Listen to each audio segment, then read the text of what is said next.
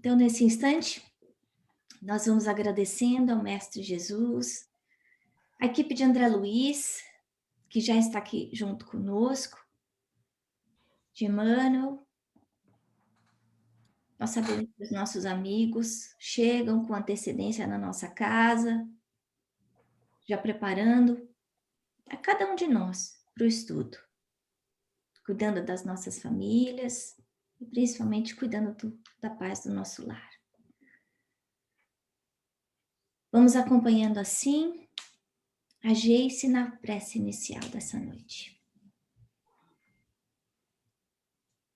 Jesus, vamos elevar o nosso pensamento agora, pensando em amor, em vida, em vibrar energias positivas para o nosso grupo, para toda a humanidade. Com o coração cheio de gratidão, Senhor, nos reunimos aqui todas as semanas para aprender um pouco mais da sua lição, para aprender um pouco mais com essa literatura tão rica que os espíritos do bem, os espíritos amorosos nos transmitiram através de Chico Xavier. Obrigada, Senhor, por esclarecer os nossos olhos e os nossos corações, que a vida continua, que nós somos espíritos eternos e que o Senhor está sempre nos acompanhando nessa jornada de aprendizado, essa grande jornada de aprendizado que são as nossas diferentes vidas. Pedimos para que possamos cada dia, nessa encarnação, nessa vida que temos a oportunidade de ter, que possamos aproveitar todas as oportunidades de aprendizado e, acima de tudo, todas as oportunidades de demonstrar o nosso amor, a nossa fraternidade, cuidando da gente e dos nossos. Ilumina a Ana na aula de hoje, Senhor, e que nós possamos aproveitar os ensinamentos que toquem os nossos corações e que assim possam liderar nossas ações no caminho do amor, da fraternidade e da caridade. Em nome de Jesus, agradecemos esse momento. Graças a Deus. Graças a Deus. Esse capítulo é um capítulo meio triste, né? Ele parece assim que eles saem felizes como se fossem passar férias na Terra, né? Se estivesse indo para o Brasil ver a família, mas de uma forma diferente, 2 anos, né? Então estão lá numa situação semelhante à nossas. E aí, algumas coisas importantes. A primeira é o que o Ribas fala para eles antes deles embarcarem nesse transporte aí diferente que usa, né? E a gente vê aí um pouco da evolução tecnológica que existe no plano espiritual. Essa descrição que é feita há 60, 70 anos atrás, de um equipamento que não solta fumaça, né? Então, um dia a gente vai chegar lá, porque é um transporte, parece um ônibus que é interestelar, na verdade não vai para diferentes estrelas, mas vai para dimensões diferentes, de vibração diferente, e que não polui, que não faz barulho, enfim. Mas a mensagem do Ribas é muito interessante, porque ele fala assim: vocês se apresentam à nossa cidade, nossos costumes e princípios. Portem-se na base do novo entendimento. Eu acho que esse chamamento serve para nós, espíritas, também. Por quê? Porque tem muita gente que não conhece o espiritismo. Para as pessoas que nunca tiveram curiosidade ou leram Allan Kardec com atenção, tem muita gente que acredita que espírita tem amizade com Satanás. Tem muita gente que não entende que espiritismo é baseado nos ensinamentos de Jesus, que a gente acredita em Jesus, que a gente segue os ensinamentos dele, que a base moral de Jesus é a estrutura moral do espiritismo. Aí a gente pensa assim, bom, então nós somos espíritas. Nós estamos aí representando o nosso credo, a nossa filosofia, mostrando a nossa religiosidade onde quer que a gente vá. Agora imagina, né? Se eu sou espírita e eu saio por aí dando ataque, gritando, xingando, dando show de impaciência e intolerância, o que será que as pessoas vão estar vendo do espírita? Fala assim, olha só, ela fala que é espírita, olha só que coisa que ela está fazendo, que porcaria, né? De espiritismo. As pessoas normalmente, elas ligam a conduta à religião. A gente vê isso acontecendo hoje com os muçulmanos, né? Por causa de um erro de um, de outro, que está da má interpretação dos textos de Maomé, de repente começa a soltar, explodir bomba de um lado para o outro. Significa que todos os muçulmanos são maus? Não. Significa que a religião muçulmana é má? Não. Significa que os homens são imperfeitos e alguns deles estão fazendo apostas erradas, escolhas erradas. Mas nós, como espíritas aí, como representantes da terceira revelação, do cristianismo redivivo, como a gente aprende no Evangelho, a gente tem muita responsabilidade de como é que a gente trata os outros, como é que a gente mostra a nossa conduta de paciência, de tolerância, de perdão. Então, quando a gente estiver em dúvida, né, a gente pensar qual que é a conduta certa. A gente está vendo aí nesse capítulo também que a gente vive num grande Big Brother, né? A gente fica com medo aí do governo ficar sabendo onde é que a gente está, por onde a gente anda, os escândalos aí com o Facebook, com o Google, por causa dos aplicativos que tem o tracking de tudo que a gente faz. Gente, a gente está na nossa casa, a gente não está sozinho. Tem um bando de espírito aqui olhando tudo que a gente faz. Os nossos inimigos de séculos podem estar dormindo no mesmo quarto que a gente, comendo na mesma mesa que a gente tem as nossas refeições. E observando, será que a Ana mudou? Será que a Ana é a mesma?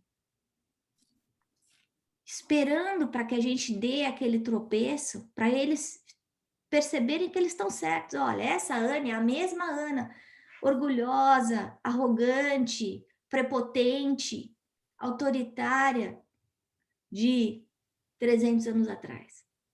Eu estou certo em persegui-la.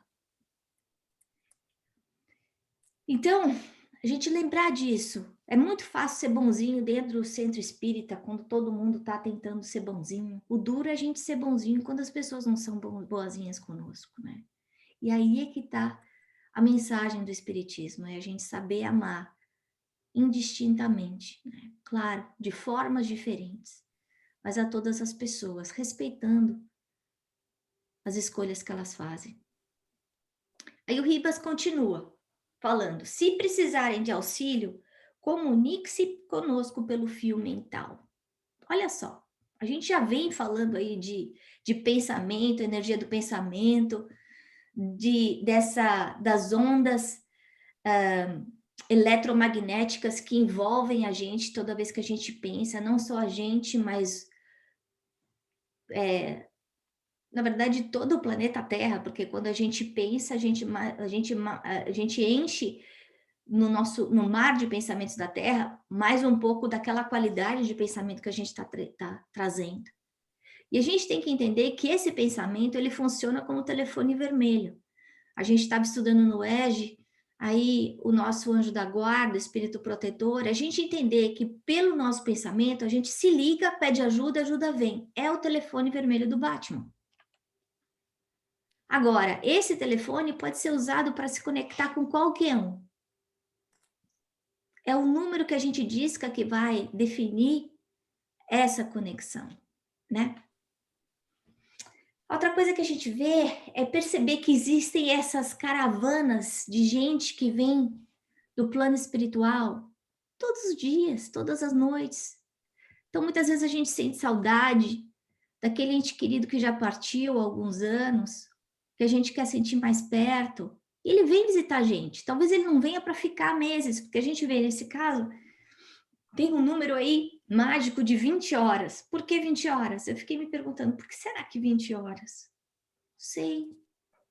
Mas uma coisa que me chamou a atenção foi ela falar do entardecer, de chegar mais ou menos no final da tarde, quando a gente pensa, né, nessa época de maio, como eles estão falando, eu me lembrei da hora de Maria, e a hora que os católicos rezam aí o terço, né? A gente lembrar de fazer essa prece, de alguma forma, às 6 horas da tarde, tem um poder diferente em termos de conexão com o plano espiritual. E muito interessante a gente ver essas caravanas chegando a essa hora, pernoitando e saindo de volta para suas colônias no dia seguinte, perto da hora do almoço, né?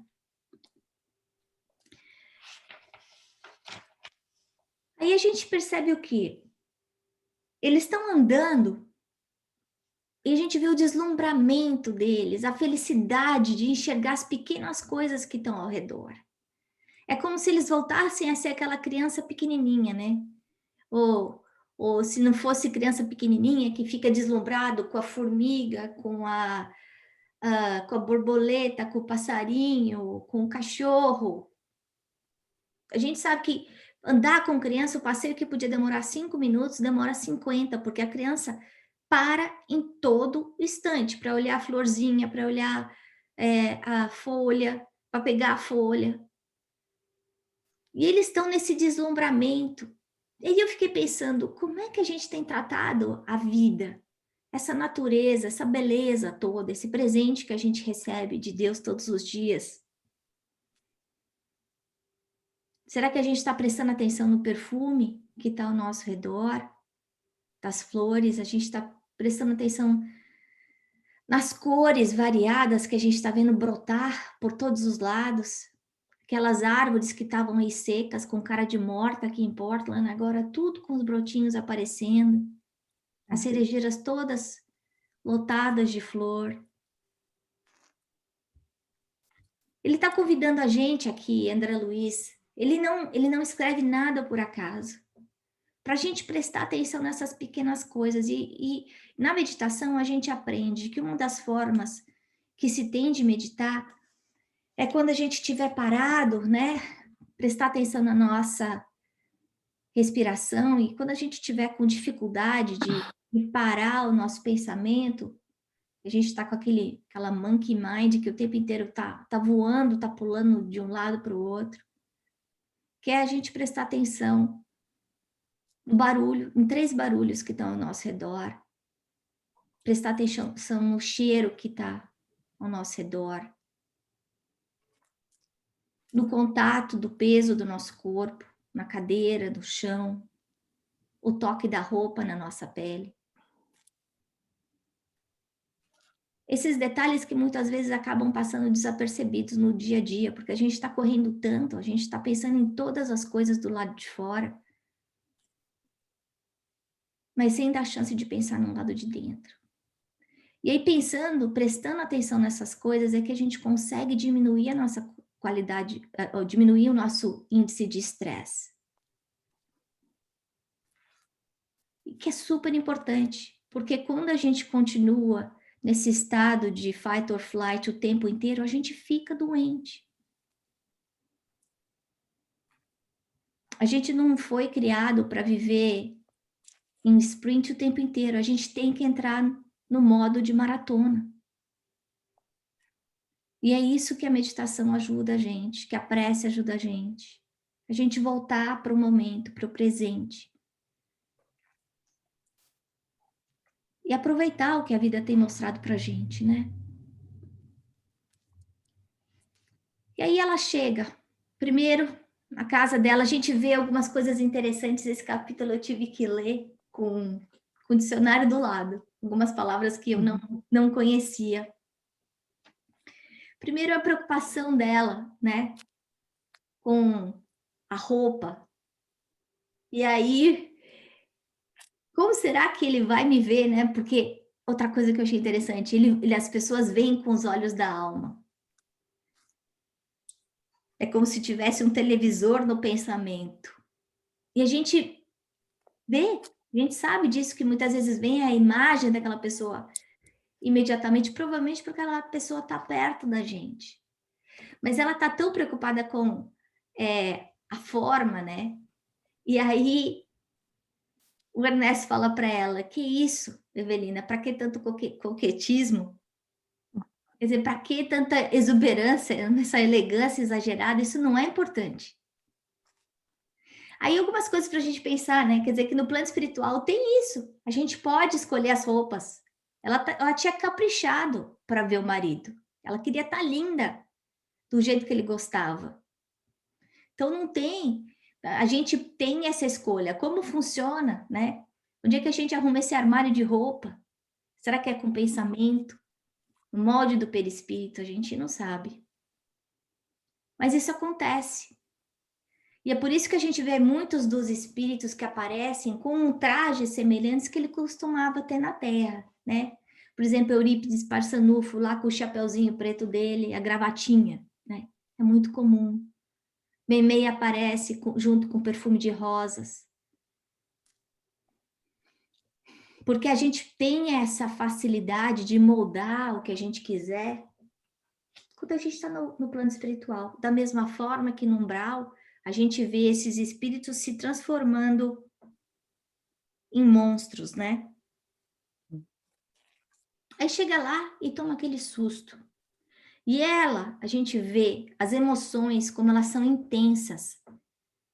E a gente aprende aí com André Luiz que as emoções quando a gente está desencarnado são muito mais intensas do que quando a gente está encarnado. Transformam. E na hora que ela sente a dor, na hora que ela tem a dúvida, antes da dor, antes dela ver, na dúvida, ela já fala, é como se tivesse um estilete envenenado que entrasse pela barriga dela. Olha só a intensidade, é uma figura de linguagem bem intensa que André Luiz está mostrando para a gente aqui. No momento da dúvida, ela não tinha nem visto, foi na dúvida. Na hora que ela vê, quer dizer, aí antes dela ver, o Ernesto fala para ela, Evelina, vamos baixar aqui as nossas expectativas, porque tudo isso que a gente vem trabalhando aí, que a gente vem falando para o Túlio, será que a gente não está falando para a gente mesmo? E a gente já conversou isso com vocês. Eu acho que um dos papéis mais difíceis de dar uma aula, de ser palestrante, é que o ouvido mais próximo da boca é o do próprio. Então, quando a gente está falando, a gente não está falando para o outro. Quando cai uma página de Emmanuel para a gente dar uma palestra, a gente não está falando para o outro. O você sou eu. É para nós aquela lição. A lição de paciência, a lição de abnegação, a lição de desprendimento, a lição de amor ao próximo, a lição de desapego, não é para o outro, é para mim. Mas muitas vezes a gente não tem a coragem de aceitar. Muitas vezes a gente ainda está tão imaturo que a gente não consegue nem enxergar essa verdade ainda. O que é uma pena, porque isso acaba atravancando, atrapalhando aí a nossa evolução, né? E aí, o Ernesto fala uma coisa muito significativa que mexeu comigo, que ele fala, meditemos, por meses e meses temos falado em Túlio, você de modo especial, relativamente às coisas da alma, abnegação, compreensão, serenidade, paciência, ensinamentos dados e recapitulados, ilações e repetições. Isso me lembrou o capítulo 6 do Evangelho. O capítulo 6 do Evangelho é o Cristo Consolador. É um capítulo curtinho, mas de todos os capítulos do Evangelho segundo o Espiritismo, eu acho que é o mais poderoso de todos. Para quando a gente está num momento de dor, de dúvida, de sofrimento, é um capítulo muito bom para a gente pedir ajuda e receber ajuda. Ele funciona, quando a gente lê ele em voz alta, funciona como se fosse uma desobsessão mesmo, é Jesus falando com a gente. Na verdade, o Espírito da Verdade é a equipe de Jesus, dos mensageiros, trazendo esperança para a gente. E quando a gente vai nesse capítulo, o último item desse capítulo, que é o item 8, das instruções dos Espíritos, ele fala assim, A abnegação e o devotamento são uma prece contínua e encerram um ensinamento profundo. A sabedoria humana se reside nessas duas palavras. E eu achei muito interessante essas palavras estarem sendo usadas também pelo Ernesto. Chama a atenção da gente que esse ponto de abnegação e devotamento é a forma que a gente tem para conseguir ser feliz. O abnegação não é só a aceitação, mas é a entrega, é a confiança, é muito mais forte do que a gente aceitar. A gente abraça.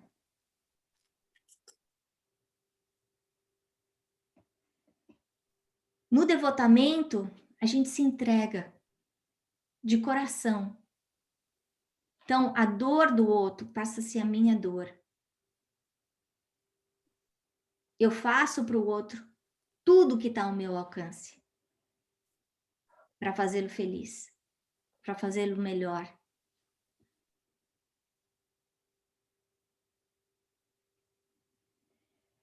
E aí ele continua aqui, no item 8 do Evangelho. Tomai, pois, por divisa essas duas palavras, devotamento e abnegação, e sereis fortes, porque elas resumem todos os deveres que a caridade e a humildade vos impõem.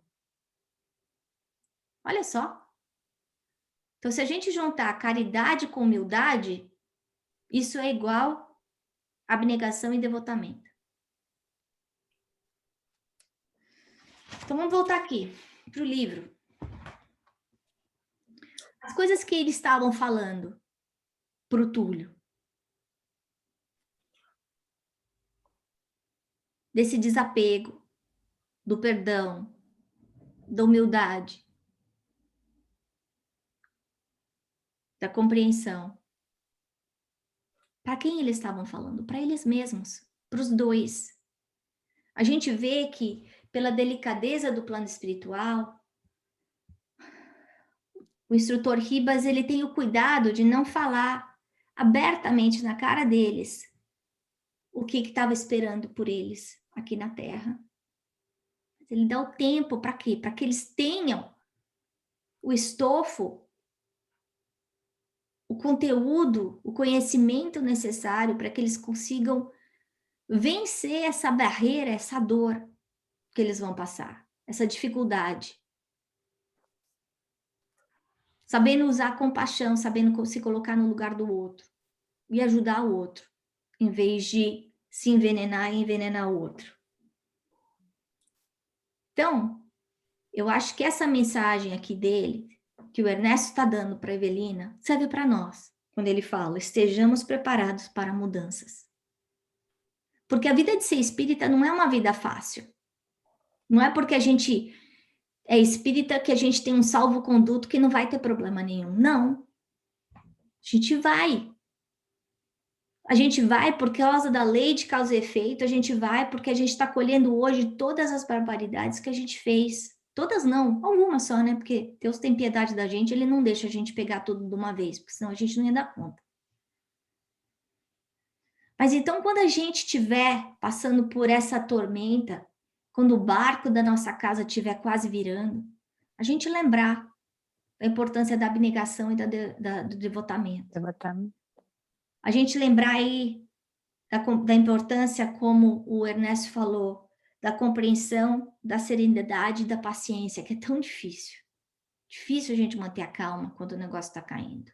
Difícil a gente ter paciência para dar tempo ao tempo. E entender que as coisas não são no nosso tempo, e sim no tempo de Deus. Porque isso é abnegação e devotamento. Isso é humildade. Aí ela chega na casa dela e vê o que todo mundo sabe, já leram no capítulo, né? A gente já vê a emoção dela antes de entrar na casa, no momento que ela vê. E ela fala que ela é como se ela tivesse uma punhalada por impressões negativas. Turvou-se-lhe o raciocínio. Sentia a cólera prestes a explodir. E aí, o que ela faz? Ela usa o controle mental. Ela controla as emoções dela. A gente lembrando aí do livro Nosso Lar, a gente sabe que o André Luiz passou por um teste semelhante a esse, e ele quase perdeu todo o tempo que ele tinha ganho, todo o trabalho que ele tinha feito no Nosso Lar. Pelo momento de ódio, de rancor que ele sentiu em relação à esposa e a raiva e indignação que ele sentiu em relação ao novo marido da esposa. E a gente vê aqui um caso diferente, né? Que ela conseguiu se controlar. De alguma forma, ela buscou dentro dela força suficiente para não cair. Mas ela fala do efeito físico que ela sentiu no perispírito nesse momento. Ela fala que ela quase perdeu a consciência, ela quase desmaiou. Como se ela estivesse tendo uma nova morte. Olha só que coisa intensa, gente. Então, para a gente ter ideia das emoções, como elas agarram, como elas são intensas quando a gente está do outro lado, né?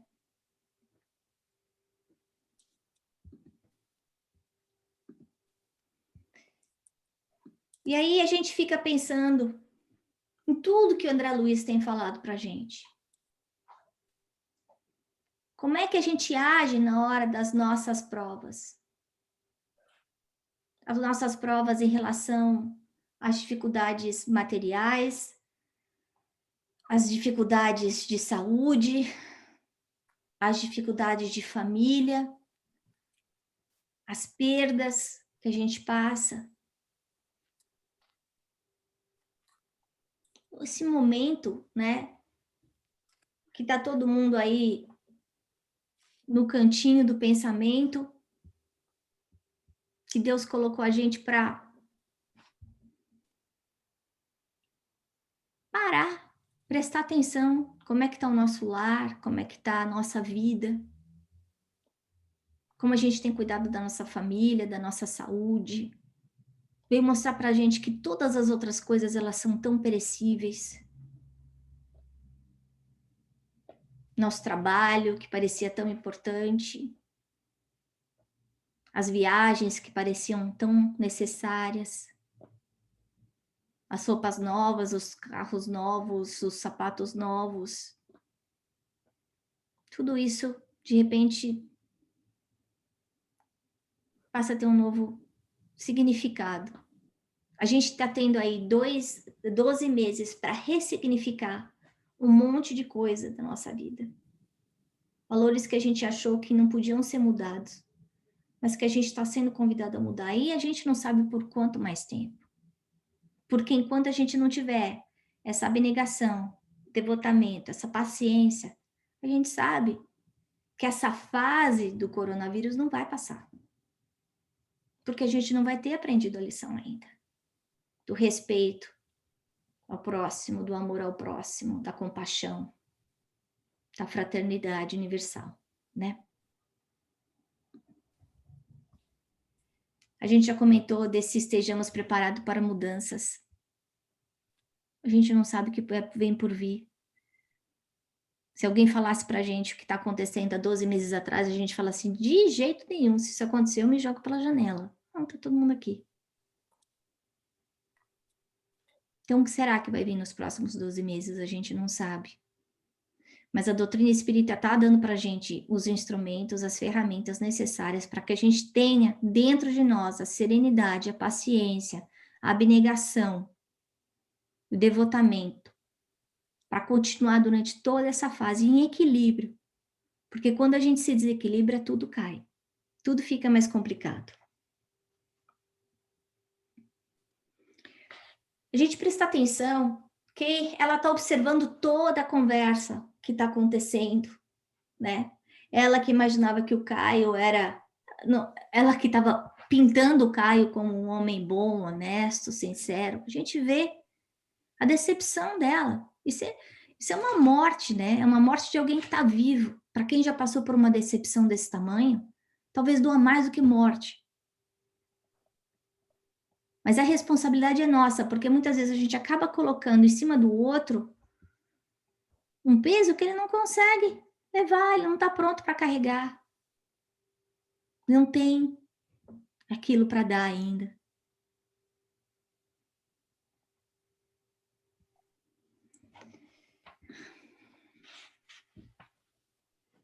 Essa disciplina, né, que a gente vê, podia ter acontecido de uma forma completamente diferente. Ela, daí, nesse momento, ela podia virar um obsessor daquela casa. E a gente sabe que o processo de obsessão pode acontecer de encarnado para encarnado, de encarnado para desencarnado, de desencarnado para encarnado. E de desencarnado para desencarnado. Porque isso tudo acontece o quê? Só pelo pensamento. E aí ela lembra da frase que ela recebeu do Ribas, que ela escutou do Ribas. Portem-se na base do novo entendimento. Quer dizer, é para colocar em prática. Ele sabia o que ia acontecer. É para colocar em prática. Então, em vez da gente ficar reclamando, falando só coisa ruim, entrando em pânico, perdendo o nosso equilíbrio, piorando a nossa saúde mental, a gente colocar em prática o que a gente está aprendendo aqui. É para isso que a gente está aprendendo. A quem mais foi dado, mais será pedido. E a gente tem que lembrar que, como espíritas, a gente não está fazendo só para a gente está servindo de exemplo para as pessoas que estão ao nosso lado. Porque aí as pessoas vão falar, puxa, o que a Geice tem de diferente? Como é que ela passa por tudo isso e ela continua desse jeito? Calma, tranquila, serena. Alguma coisa ela tem aí que ela sabe que eu não sei. E aí elas vão perguntar, Geice, você não é a mesma que você era 12 meses atrás, o que aconteceu com você? E aí a gente vive Jesus. A gente vira o cartão de visita de Jesus. E o que ela faz? Ela reza.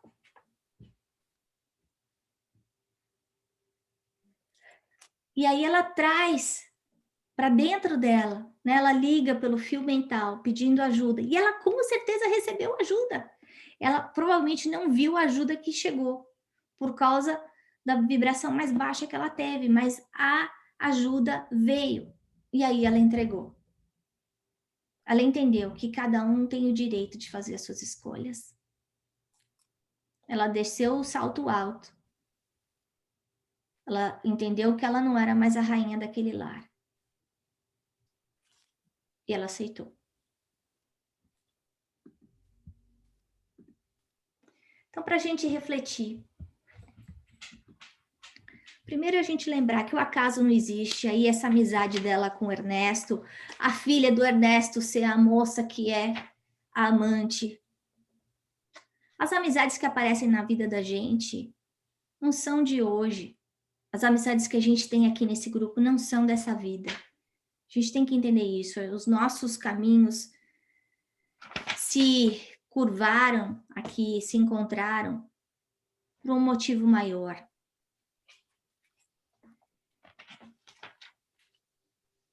A gente lembrar a importância da nossa família, do respeito, daquilo que a gente é, de verdade. Da gente pregar, mas viver aquilo que a gente acredita, né? Não faça o que eu faço, mas faça o que eu falo. Não funciona assim, porque a gente vive num grande Big Brother.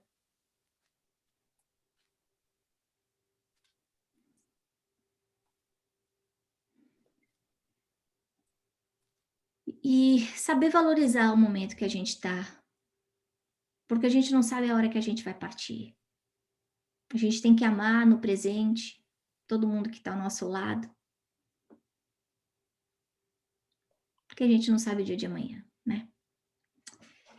Bom, era isso que eu tinha para falar para vocês, e agora a gente abre aí para os nossos comentários.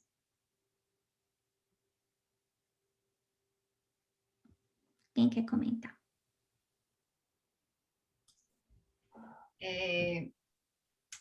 Para mim, assim, eu voltei um pouco quando a Evelina desencarnou e que ela demorou para entender que ela tinha desencarnado, né?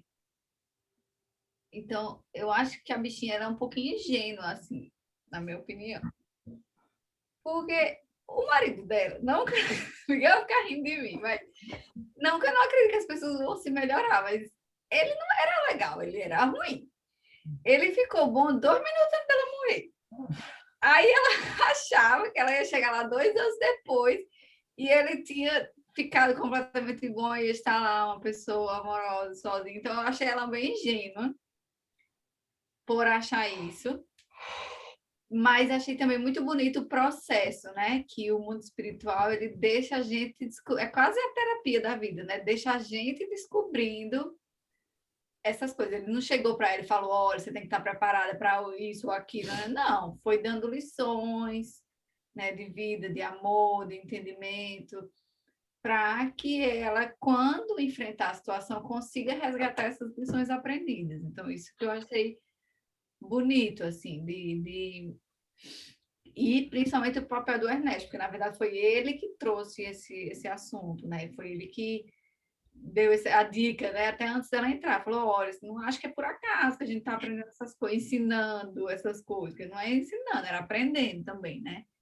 Então, isso eu achei muito legal, mas no fundo, assim, acho que a lição da bichinha é mesmo aprender a ser um pouco mais esperta, porque eu acho que ela fica um pouco ingênua nas coisas, assim. Às vezes a gente não é ingênuo também, né, Geice? Quem é que já não teve aquele namorado que o pai e que a mãe falava não serve, não serve, não serve? Ai, não sei, porque eu só tive um e ele serve muito. É brincadeira. Para mim, Você tirou uma sorte grande com esse marido, mas não é assim, gente, tá bom? Não é. Tô brincando. para mim, eu acho que, não sei, não, essa palavra não apareceu durante a leitura, mas ficou na minha cabeça há um bom tempo. É vigilância, porque assim, quando eu falo vigilância, é vigilância dos seus, você mesmo, dos seus atos, porque, um exemplo, eles encarnaram, eles chegaram no plano espiritual, não acreditando que tinham morrido, foram aprendendo, aprendendo, aprendendo, aí veio a primeira grande batalha dela, foi quando ela foi lá no espelho, se vivia algumas coisas, e depois quando encontrou com o Túlio, né? E aí foi a primeira vigilância dela, ela poderia ter entrado por uma vereda que aí teria recaído tudo, né? Tudo que ela conquistou, como você bem comentou antes, o André Luiz, poderia ter acontecido com ela. Aí ela conseguiu suplantar, conseguiu perseverar, continuou na caminhada. Aí depois veio para o plano visitar a família dela, aconteceu isso de novo. Então, assim, não necessariamente porque a gente volta ao plano espiritual e começa e continua o aprendizado, que a gente fica livre de qualquer deslize que pode nos levar para o caminho ruim de novo, entendeu? Ou, tipo, a gente dá uns passos para trás. Não, eu acho, então, acho que a minha palavra vigilância desde agora, sempre. Mesmo que você comentou, quando você está no centro espírita, é fácil você se portar de um jeito que seja porque o ambiente lhe favorece.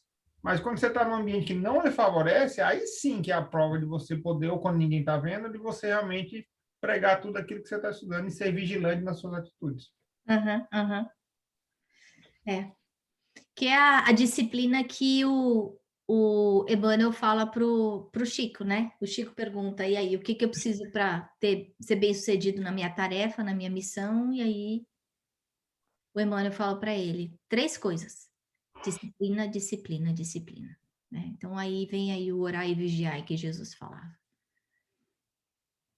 Quem mais quer comentar?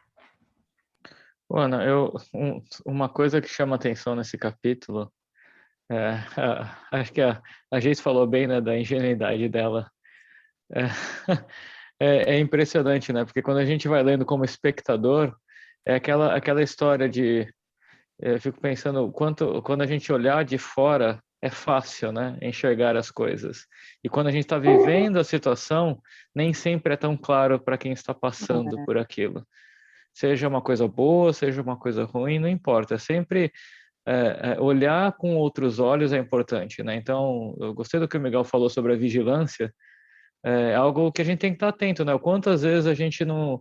Aquele ditado popular bem simplesinho que diz que o pior cego é aquele que não quer ver. Ela tinha todos os indícios do que poderia estar acontecendo e recebeu todas os sutis e gentis avisos, né? Que poderiam se dar. E mesmo assim ela decidiu escolher aquele caminho. Foi uma escolha que ela fez. Para mim, sinceramente, Geice, ao contrário da ingenuidade dela, acho que ela fez escolhas conscientes, acreditando que poderia ser daquela forma. Então, talvez isso é como ela é.